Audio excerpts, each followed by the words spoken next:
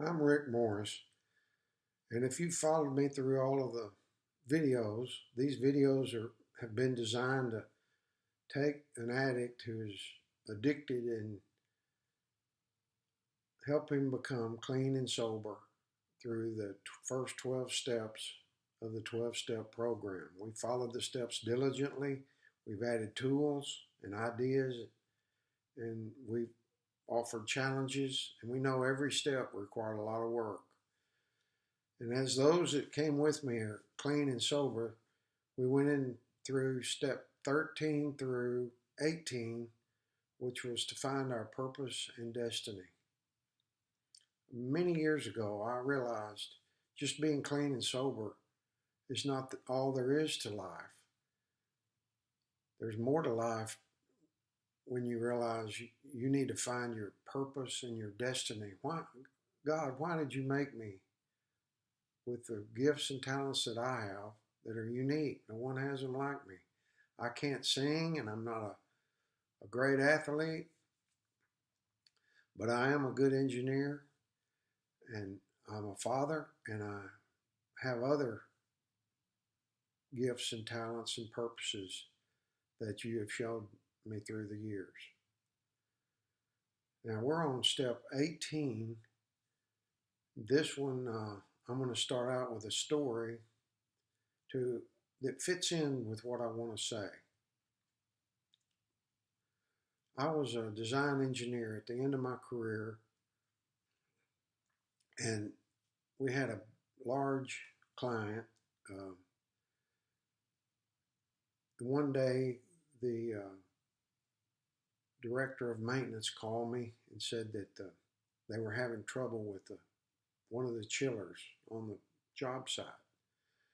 So I made an appointment and met the architect and the engineer, or the building engineer, the maintenance director, school superintendent, chiller manufacturer, and the contractor. Everybody was in this meeting, and we walked through the central plant.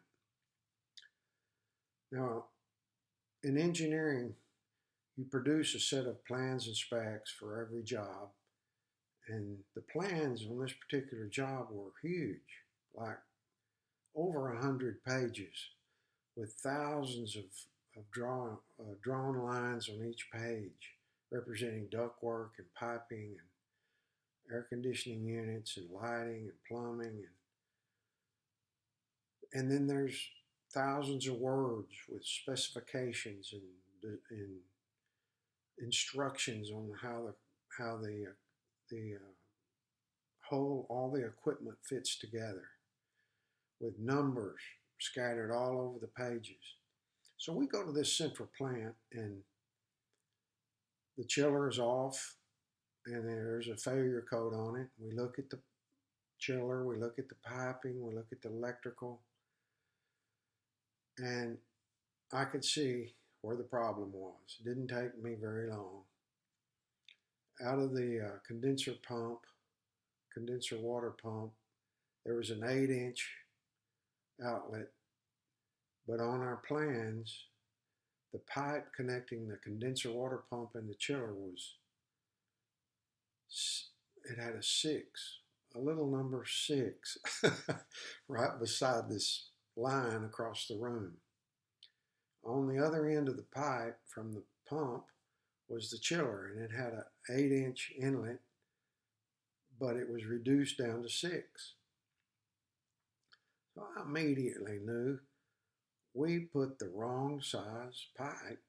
We designed it with a 6-inch pipe instead of an 8-inch pipe. I mean, it wasn't rocket science.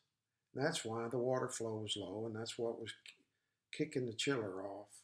Anyway, by the end of the walkthrough and looking at the project, everyone was looking at me. They knew where the problem was, and I said, and I owned up to it. I didn't try to push it off on the installer or the chiller manufacturer saying we need to run some more tests or anything else. I knew we needed an 8-inch pipe. I mean, It was clear as a bell to me. So I asked the contractor what it would cost to replace, to take the insulation off, the hangers down, cut the pipe out, put new pipe in at 8 inches to the 6 inch across this room, which was maybe 100 feet. And they came back with a price around $10,000. So we all shook hands, and I said, we're going to take care of it. And that's what the owner wanted to hear. That's what the architect, that's what everybody wanted to hear, except for me. And I really did want to take care of it. It's just, it hurt because the money would come out of HIP National Bank. That means your back pocket. So I go back to the office, and I'm sitting there. It might have been the next day. I was about to go in and talk to my business partner about this thing we're going to have to pay for, and we didn't have $10,000 just laying around ready to go. You know, it was painful, this conversation that was coming, but I wasn't freaking out over it. I wasn't stressing out over it. I really prayed about it. I knew God was with me, and whatever you have to do, sometimes you just have to do it, and that's what I was resigned to do. Well, I get this phone call from a chiller manufacturer. He says, I understand you got a problem out there. It's so-and-so job. And I said, yes, we put a 6 on this huge set of plans where there should have been an 8. And he said, well, I'll tell you what. I know you and I know this situation, and I've got enough room in my chiller pricing that I can fix that for you. I went, all right. I mean, I didn't do that on the phone. I might have. I don't remember exactly. But I was so thrilled. I didn't get to put $10,000 in my pocket, but at least I didn't have to try to come up with it. Anyway, it was a joy. It was a miracle. To have a supplier come fix a problem of that magnitude on a job. I know you're not in this, probably not in this business, but it never happens. It was a miracle. So today we're on step 18, episode 4. I've titled it Rest. And the step states, we trust God, live by his words, and enter into his rest. And the title of the episode is Rest. So we're going to talk about rest. And the scripture I selected today is a little longer than usual, but it fits perfectly. So here we go.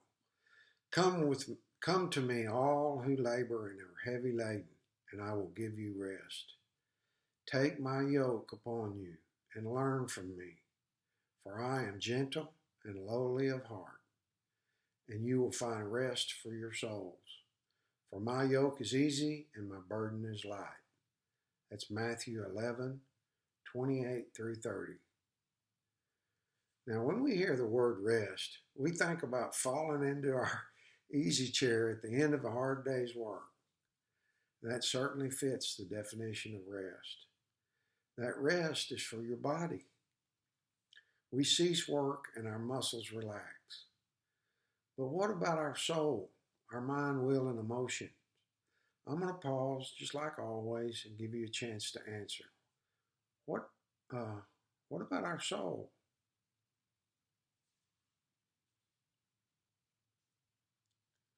The answer is we can rest our body and remain anxious.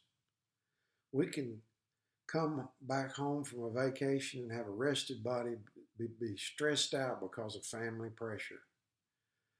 We can even say to ourselves, I need to get back to work so I can rest. I've said that before. After a hard vacation, a long drive, and mentally taxing, I've said that before. It really makes no sense, except that it makes total sense if we look at ourselves as body, soul, and spirit. We're three parts. Yeah, we can rest our body, but if our soul and spirit are anxious and taxed and out of sorts, we're not rested, not really. Let's unpack the words of Jesus in Matthew 11:28 through 30, and it's going to shed some light on it. He says, "Come to me, I will give you rest. Take my yoke upon you. Learn from me. I am gentle. You will find rest for your souls. My yoke is easy and my burden is light."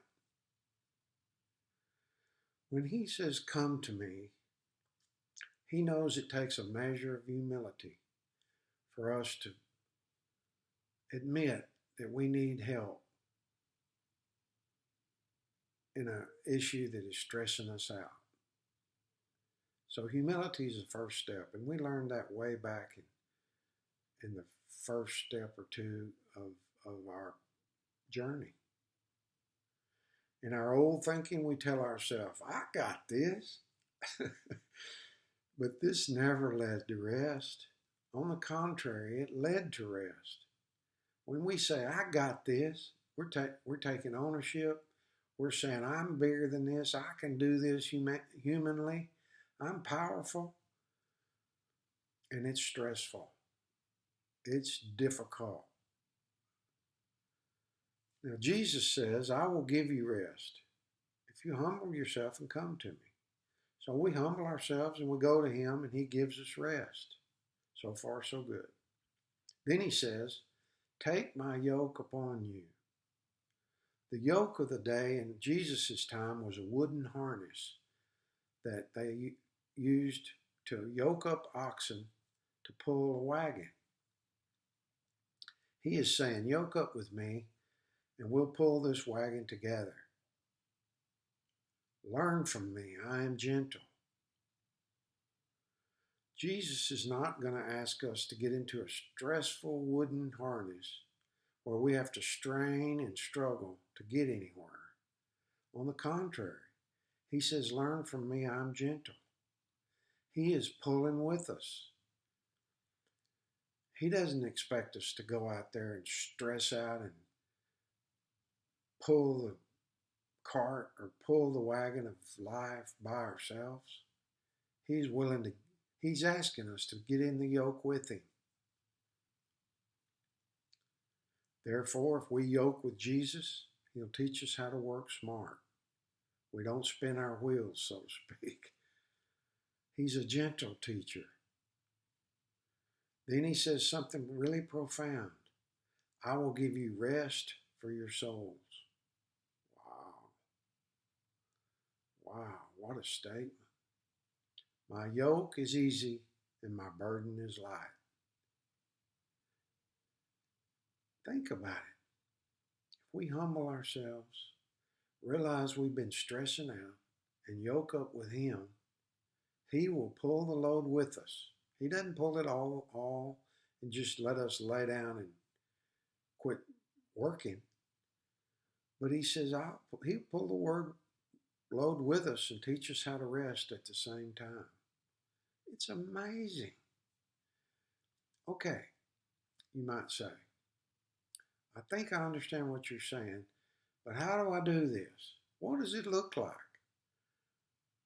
This is all sounds like theory. I want an example. All right, let's take an example. A salesperson has a Monday morning quota or conference call and gets a sales quota that just seems like it's impossibly high.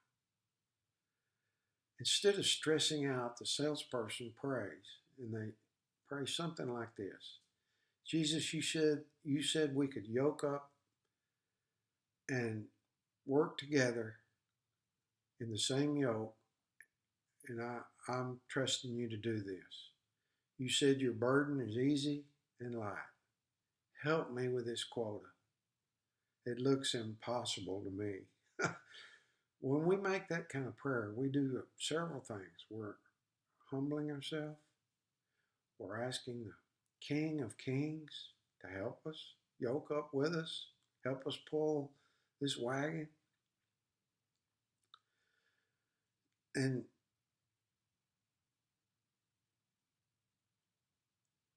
so the salesperson continues the week and they go on every call, working diligently, expecting a new sale in every call.